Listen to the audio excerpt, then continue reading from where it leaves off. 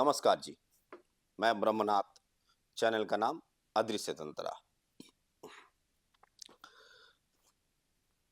आज बात करते हैं आपसे कि दस महाविद्या के ऊपर बहुत वीडियो बनाया मैंने और करोड़ों वीडियो है यूट्यूब में।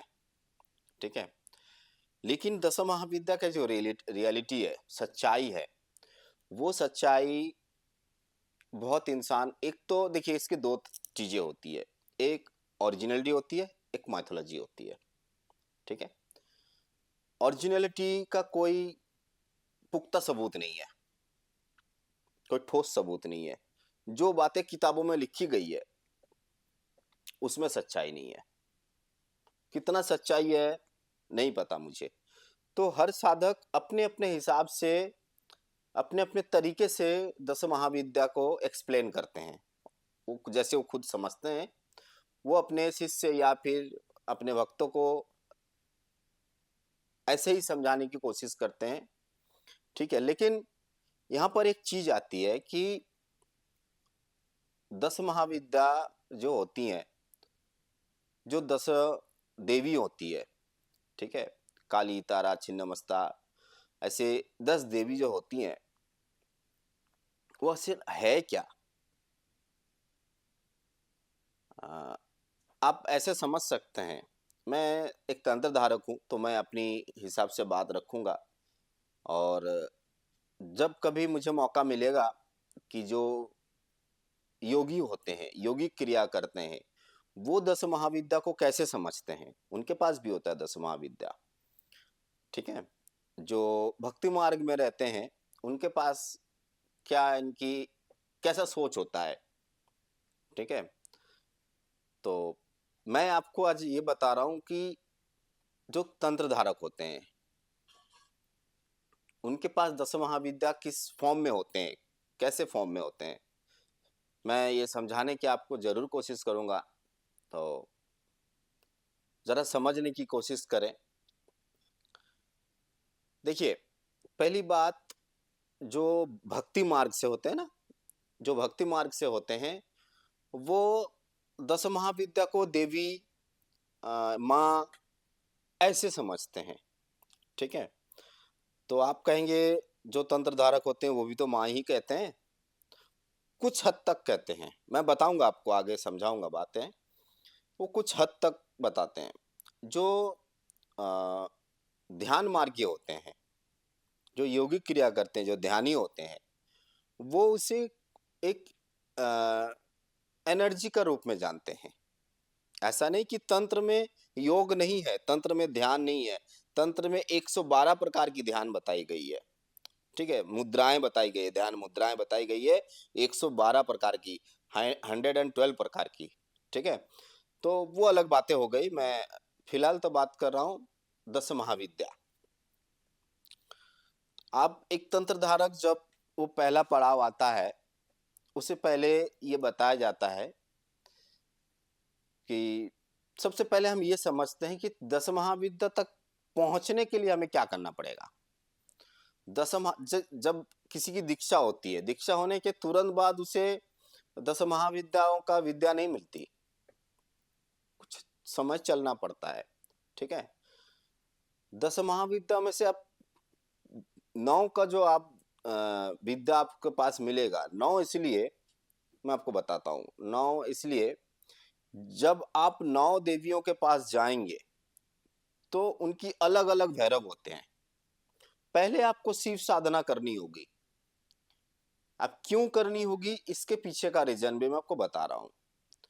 ऐसा है कि ये जो एनर्जी होती है, ये बहुत हाई लेवल की एनर्जी होती है, बहुत हाई लेवल की एनर्जी होती है ये। इसे आप बॉडी में एब्जॉर्ब करो, आप इसे आह्वान कर रहे हो, तो आप इसे बॉडी में एब्जॉर्ब करो। इतनी ताकत नहीं है हमारे बॉडी, हमारे सोल, इतना उस एनर्जी का जो आ, उस एनर्जी का जो पावर होती है, उसे हम नहीं झेल सकते। इसके लिए हमें पहले शिव साधना करनी होगी। शिव साधना करने से क्या होगा, वो जो एनर्जी है, वो एनर्जी हमें उतना ही हमको मिलेगा जितना हम एब्जॉर्ब कर सके, या फिर जितना हमें हम उसे ले सकें, उतना ही, ठीक है? क्योंकि अगर वो एक साथ ऐसे आपके पास आएगी वो एनर्जी, तो अ, आप ले नहीं पाओगे, समझ ही नहीं पाओगे कि क्या न पागल हो जाएँगे, ठीक है? बहुत सारे साधक पागल हो जाते हैं, वो तो अलग बात हो गई।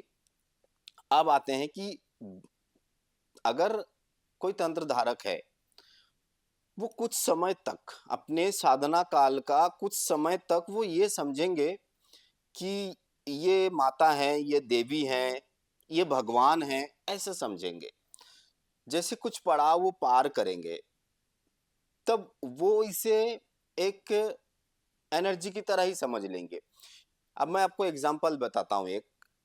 उम, रामकृष्ण जी रामकृष्ण जी जब दीक्षा लिया, उन्होंने जब पहला दीक्षा लिया, वो 7वीं दीक्षा था, ठीक है? दूसरा दीक्षा उन्होंने लिया माँ भैरवी से।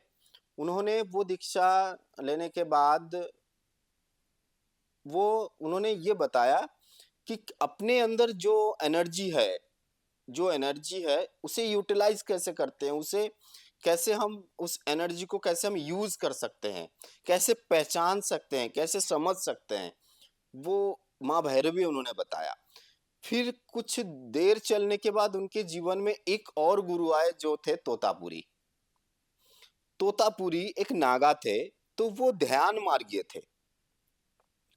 तो उन्होंने बताया कि आप एक काम करो, आप ये काली जो आप एक फ़ॉर्म देख रहे हो, ये जो आप एक आकार देख रहे हो, एक फ़ॉर्म है, इसे माँ कहना बंद कर दो। क्योंकि आप इस फ़ॉर्म में अटके हुए हो। आप इसी फ़ॉर्म में अटके हुए हो, माँ, और वो जो आकृति है, वो जो आकार है, वो जो फ़ॉर्म है, उसी में आप अटके हुए हो। तो उसे आपको भेद करना होगा। तो उन्होंने जैसे ही उसे भेद किया, तो उन्हें नज़र आया कि ये जो आकार है, जिसे मैं एक आकार की तरह समझ रहा था, असल में इनकी अस्तित्व इतनी बड़ी है, इतनी हेवी एनर्जी है,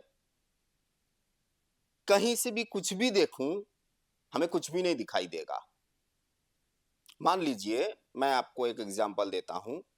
आप एक जगह बैठे हो और आपके पास एक इतनी विशालकाय एक बिल्डिंग खड़ी है। इतनी विशालकाय बिल्डिंग खड़ी है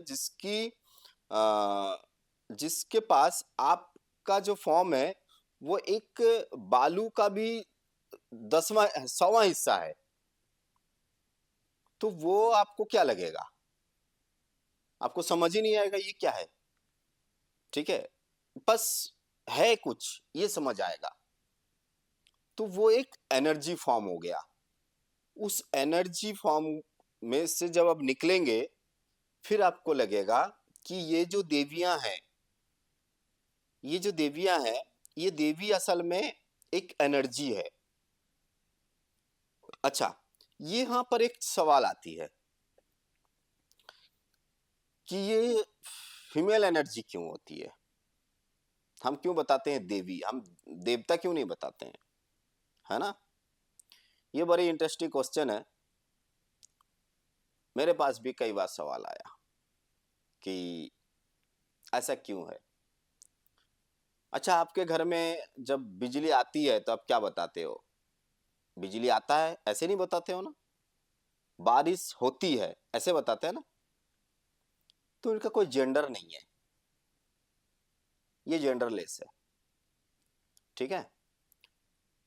बिजली आती है, एनर्जी आती है, ऐसा नहीं पता एनर्जी आता है, एनर्जी आती है, बारिश होती है, हवा चलती है। तो ये बस एक लैंग्वेज फॉर्म है, असल में इनकी कोई जेंडर है ही नहीं। एनर्जी का कोई जेंडर नहीं है। बिजली का कोई जेंडर है? नहीं है। बारिश का कोई जेंडर है? नहीं है। वो तो बस हम बता देते हैं माँ गंगा है, ऐसे कुछ बता देते हैं। ऐसा नहीं है, एनर्जी का कोई जेंडर है ही नहीं। तो हम आज कहाँ तक पहुँचे कि दस महाविद्या असल में है क्या? दस महाविद्या एक एनर्जी है, जिसे एक तंत्रधारक कुछ पथ चलने के बाद उन्हें एहसास होता है कि यह असल में एनर्जी है। अब उस एनर्जी को वो अलग-अलग नाम देते हैं। कोई भैरवी बता देते हैं। आपको पता है बहुत सारे, जैसे मैं आपको एग्जांपल दे देता हूँ। रामकृष्ण जी फलहारिणी अमावस में वो अपने पत्नी को देवी रूप में पूजा किए थे। क्यों किए थे? इसलिए किए थे कि उनको उनकी पत्नी और वो एनर्जी में कोई अंतर नहीं दिखा। मतलब वो एनर्जी उनकी पत्नी हो सकती है, वो पत्नी उसकी वो एनर्जी हो सकती है। ठीक है? तो ये जो चीजें सब कुछ बोल के नहीं होता है, कुछ समझना जरूरी होता है। तो साधक जैसे जैसे आगे बढ़ता है, उसकी ऐसे ऐसी अनुभव होती रहती है। ठीक है? और अलग अलग लोग अलग अलग बातें बताएंगे। ये जो मैंने आपको बताया, ये मेरी खुद की जर्नी है, बाकी का मुझे कुछ नहीं पता। क्योंकि तंत्र किताबों में ना लिखी जा सकती है, ना समझाया जा सकता है, ना समझा जा सकता है, कुछ नहीं होता है। ठीक है? तो आगे का जर्नी करेंगे। अगर आपके पास कोई सवाल आया हो उस विषय में, कमेंट बॉक्स में डाल देना, उसके ऊपर जरूर बनाएंगे। ठीक है? नमस्कार। ओम नमः शिवाय।